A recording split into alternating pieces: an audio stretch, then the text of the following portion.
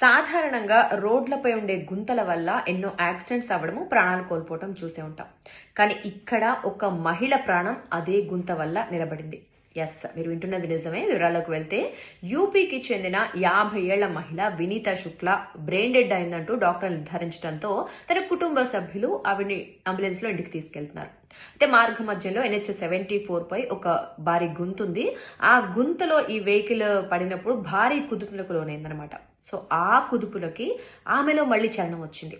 So brain dead అని డాక్టర్లు నిర్ధారించారు. ఇంకా వీళ్ళన్ని ఆశలు వదులుకున్నారు. బట్ ఆ కుదుపుకి వీళ్ళలో చలనం రావటం, మళ్ళీ బాడీ కొన్ని పార్ట్స్ కదిలించటము, ఆక్సిజన్ తీసుకోవడం, ఇవన్నీ చూసి మళ్ళీ తిరిగి హాస్పిటల్ తీసుకెళ్తే ఇప్పుడు ఆవిడ మాట్లాడుతున్నారు, చూడగలుగుతున్నారు, మళ్ళీ నార్మల్ మనిషిగా అయిపోయారు. నిజంగా ఎంత విచిత్రమో కదా. అప్పుడప్పుడు కొన్ని అనుకోని సంఘటనలు కూడా నిజంగా మనకు అద్భుతాన్ని సృష్టిస్తుందని చెప్పొచ్చు.